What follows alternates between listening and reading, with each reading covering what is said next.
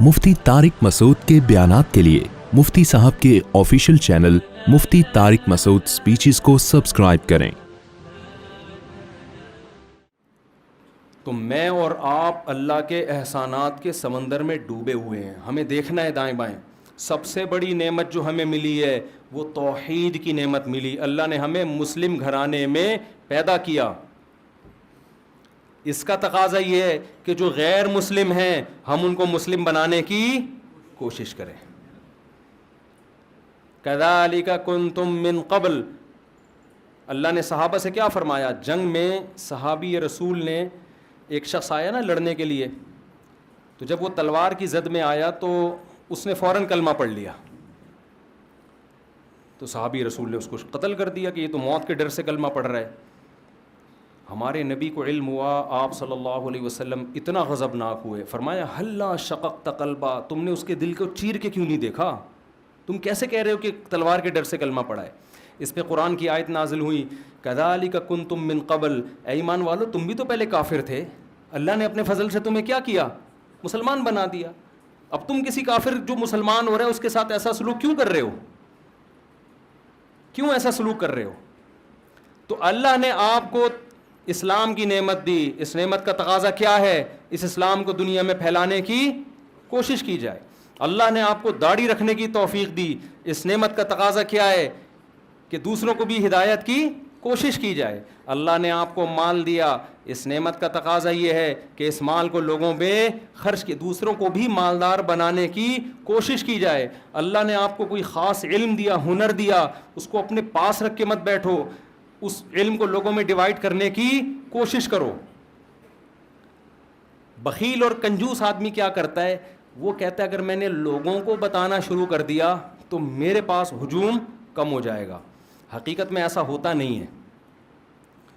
दुनिया में जिसको अल्लाह ने नेमत दी उसने डिवाइड किया है ना, तो इसके पास उस नेमत के ख़जाने बढ़ना शुरू हो जाते हैं और आते हैं इसके पास ख़जाने। तो ये तीन नेमतें अल्लाह ताला ने बयान की हैं और तीन नेमतों का शुक्र बयान किया। तो इन तीन नेमतों, हमें तो हज़ारों इसके अलावा भी हैं, तो तीन को तो हाईलाइट किया जा रहा है। तो आज से इस बात का आज़म करें, मुहासबा करें, बैठें, देखें कौन कौन से इनामात। हम जो मुसीबतें उनको तो सोच रहे होते हैं, जो इनामात हैं उनको नहीं सोचते। हज़रत मौलाना अशरफ अली थानवी रहमहुल्लाह ताला को डॉक्टर अब्दुल हई साहब रहमतुल्लाह थे गालिबन, उन्होंने ख़त लिखा अपने शेख को ना, पीर व मुर्शिद को। ख़त क्या लिखा कि हज़रत ये परेशानी है, ये डॉक्टर अब्दुल हई साहब का वाक़या है ना, परेशानी है, ये परेशानी है, ये परेशानी, आप दुआ फ़रमाएँ, ये परेशानी, ये परेशानी। तो उन्होंने नीचे लिखा कि बहुत अफसोस की बात है कि सारी परेशानियां ज़िक्र कर दी, अल्लाह की नेमतों का तज़किरा नहीं किया। पहले ज़माने में ना जो आपको इस तरह आपकी इस्लाह करे उसको पीरो मुर्शिद कहा जाता था। आजकल पीरो मुर्शिद का मफ़हूम ही चेंज हो गया है। आजकल पीरो मुर्शिद का मफ़हूम ये है कि हमें बख्शवा देगा और पता नहीं ये रूहानी टोपी ड्रामे करेगा, जिन चुड़ैल भूत भगाएगा और उल्टी सीधी हरकतें जो कर रहा हो उसको लोग पीरो मुर्शिद कहते हैं। तो सारा दिन आप बैठ के थोड़ी देर सोचेंगे ना, आपको लगेगा कि अल्लाह के आप पर बेपनाह एहसानात। मैं इस्लामाबाद में था, वहाँ एक शख्स के बारे में पता चला, करोड़पति आदमी है, बहुत बड़ा बंगला उसका। हमारे एक दोस्त की उससे सलाम दुआ थी, उसकी बीनाई चली गई और उसने बहुत कोशिश की, वो बीनाई वापस नहीं आई। एक दिन वो कहने लगा अपने इस दोस्त से ना कि एक ठेले वाला भुट्टे नहीं बेच रहे होते, जो भुट्टा बेच रहे होते, तो अपने दोस्त से कहने लगा, उस दोस्त ने मुझे बताया कि यार अगर ये भुट्टे वाला मेरी सारी दौलत भी, इस्लामाबाद का बंगला, मेरा बिज़नेस ले ले, ये भुट्टे की रेडी मुझे दे दे और आंखें दे दे, तो मैं इस पे तैयार हूँ। इतनी बड़ी नेमतें हैं जो अल्लाह ने मुझे और आपको अता की हुई हैं, इतनी बड़ी बड़ी नेमतें। हम परेशान क्यों होते हैं? एक दिन एक साहब मेरे पास आए और अपनी परेशानियां गिनवाने लगे ना, ये परेशानी, ये परेशानी, ये परेशानी, ये परेशानी, ये टेंशन, ये टेंशन, ये टेंशन। मैंने उसको कहा, मैंने कहा यार जो टेंशनें आप बयान कर रहे हो ना, जिससे आप मोटिवेशन लेने के लिए आए हो, उसके पास ये वाली टेंशन इससे डबल है। समझ आ रही है बात? اس کے پاس یہ والی ٹینشنیں کیا ہیں؟ اس سے ڈبل ہیں. تو میں آپ کی ٹینشنیں کیسے ختم کر دوں؟ میں نے کہا آپ کے ساتھ مسئلہ ٹینشنوں کا نہیں ہے, آپ کے ساتھ مسئلہ یہ ہے کہ آپ نے اس دنیا کو مسافر خانہ نہیں سمجھا, جو نعمتیں ہیں وہ دیکھ نہیں رہے, جو چیزیں نہیں ہیں ان کو ٹینشن سمجھ رہے ہو. اور دنیا میں کوئی آدمی ایسا ہے کہ اس کی ساری خواہشات پوری ہو جائیں؟ بولو نا, دنیا میں کوئی ہو نہیں سکتا. وجہ کیا ہے؟ ام للانسان ما تمنا. قرآن کہتے ہیں کیا انسان یہ سمجھتے ہے جو تمنا کرے گا مل جائے گا؟ یہ تو ممکن نہیں ہے. یہاں ہم نے یہ دیکھنا کیا کیا ملا ہوا ہے, یہ نہیں دیکھنا کیا کیا نہیں ملا ہوا. لوگ یہ دیکھ رہے ہوتے ہیں, وہ ڈیفینس میں رہتا ہے, میں ناظم آباد میں رہتا ہوں, وہ بھائی تو یہ دیکھ, تو ناظم آباد میں رہ رہا ہے, وہ گندے نالے کے پل پہ رہ رہا ہے وہ بندہ فلاں, اور جو گندے نالے پہ رہتا ہے وہ دیکھے یار گندے نالے پہ گھر تو ملا ہوا ہے, اگلا تو فٹ پاتھ پہ سو رہا ہے. جو فٹ پاتھ پہ سو رہا ہے وہ کہے کہ یار میں سو تو رہا ہوں نا. بہت سے لوگ 1000 گز کے بنگلوں میں گدے پہ نیند نہیں آ رہی, وہ کہہ رہے ہیں فٹ پاتھ کی نیند اچھی ہے اس گدے سے جس پہ نیند نہیں آئے کم وقت کو. تو جب تک آپ اس دنیا کو مسافر خانہ نہیں سمجھتے اور آپ یہ نہیں سمجھتے کہ یہ میری, دیکھو رسول اللہ صلی اللہ علیہ وسلم نے فرمایا جس کو 2 ٹائم پیٹ بھر کے کھانا مل گیا اور سر چھپانے کی جگہ مل گئی, جسم کسی بڑی بیماری سے محفوظ ہو گیا, اللہ نے ساری دنیا کی دولت سمیٹ کے اس کو دے دی ہے. اب حدیث کا مفہوم کیا ہے؟ مطلب یہ نبی کے الفاظ نہیں, میں مفہوم سمجھا رہا ہوں. اب اگر یہ کہتا ہے نا میرے بھی ٹینشن, یہ اس کی اپنی بنائی ہوئی ٹینشن ہے, یہ اللہ کی طرف سے نہیں ہے, یہ تو ہوس ہے بھائی. ہوس کا تو دنیا میں کوئی علاج نہیں ہے. کتنے لوگ آتے ہیں میں بے روزگار ہوں, ٹینشن ہے, میں کہتا ہے تیرے کو صبح ناشتہ مل رہا ہے؟ ناشتہ تو مل رہا ہے. دوپہر کھانا مل رہا ہے؟ ہاں مل رہا ہے. رات کا کھانا مل رہا ہے؟ ہاں مل رہا ہے. سونے کی جگہ ہے؟ کہہ رہے ہیں ہاں ہے. کہہ رہے ابا کی صلواتیں بہت سننے کو ملتی ہیں, بس یہ ٹینشن ہے. تو میں نے کہا 2-4 ٹینشنیں تو ہونی چاہیے نا زندگی میں, یہ والی ٹینشن بھی ختم ہو جائے پھر تو اور جنت میں چلا گیا نا. تو ایک ٹینشن برداشت کر لے. فری پھوکٹ کا تجھے پراٹھے مل رہے ہیں صبح کے, فری پھوکٹ کا تجھے ابا کے خرچے پہ کیا مل رہا ہے, بھلے صلواتیں سن کے مل رہے. بھیکاری کو آپ 2 روٹی 2 گالیاں دے کے, وہ کہے گا 2 اور دے دے, 4 گالیاں اور لگا دے ساتھ میں, کیونکہ بھیکاری کو اندازہ ہے کہ 2 پراٹھوں کی کیا, میرے منہ سے روٹی نکلتی نہیں ہے, لفظ نکلتا ہے, پراٹھا ہی نکلتا ہے, پتہ نہیں کیوں. کیونکہ جب بھی باہر دنیا میں ٹریولنگ ہوتی ہے نا سب کچھ ملتا ہے, کراچی کے ہوٹل کے پراٹھے نہیں ملتے. ابھی میں سعودی عرب سے آیا ہوں کل, نہیں مزہ آیا یار, پراٹھے نہیں تھے. تو اس لیے میرے منہ سے روٹی کا لفظ نکلتا ہی نہیں ہے. تو بھیکاری کو آپ جس کے پاس کچھ بھی نہیں ہے, آپ اس کو موٹی موٹی گالیاں دے کے 2 پراٹھے پکڑا دو, غصہ کرے گا وہ, پھر بھی شکریہ ادا کرے گا, اس لیے کہ وہ اپنے آپ کو اس کا بھی مستحق نہیں سمجھتا. اور جو گھر میں بیٹا ہوتا ہے نا کروڑ پتی باپ کا, وہ سمجھتا ہے سارا میرا ہے, میں اس کا مستحق ہوں, مجھے یہ بھی چاہیے, مجھے یہ بھی چاہیے. او بھائی تو سمجھ کہ میں مسافر خانہ ہے, اللہ نے مجھے بڑے باپ کے گھر میں پیدا کر دیا, یہ میرا احسان نہیں. کس کا احسان ہے؟ اللہ کا احسان ہے. جو مل رہا ہے گریوی میں کھاؤ. اس پہ اگر ابا صلواتیں سنا کے, ابا پھر بھی مجھے اپنا بیٹا ہی سمجھ رہا ہے, کوئی بات نہیں ابا 2 گالیاں اور, لیکن رات کو گھر سے نہیں نکالنا مجھے. آپ سمجھ رہے ہیں نا, سنا کرو ابا کی گالیاں, اس پہ ثواب ملتا ہے, خدا کی قسم برداشت پہ ثواب ملتا ہے. باپ کی پیشانی پر محبت سے دیکھنے پر حج عمرے کا ثواب ملتا ہے. تو ایسے ہی تھوڑی مل جاتا ہے یہ. تو جب آپ اپنے آپ کو یہ سمجھو گے میں ان چیزوں کا مستحق ہوں ہی نہیں, تو جتنا ملے گا اس پہ کیا ہوگا, شکر ادا ہوگا. بھائی ہم تو اس کے بھی مستحق نہیں تھے, اللہ نے ہمیں یہ بھی دے دیا, یہ بھی دے دیا, یہ بھی دے دیا.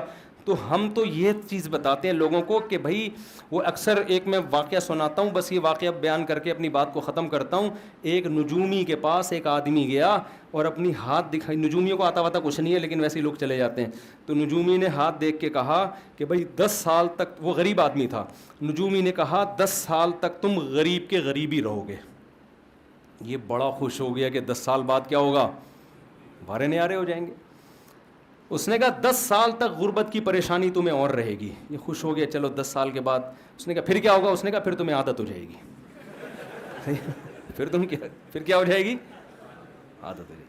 تو میں بے روزگاروں سے کہتا ہوں روزگار تلاش کرو, نہیں مل رہا اسی کو انجوائے کرو. آپ بے روزگاری کا جو مزہ ہے وہ روزگار میں نہیں ہے,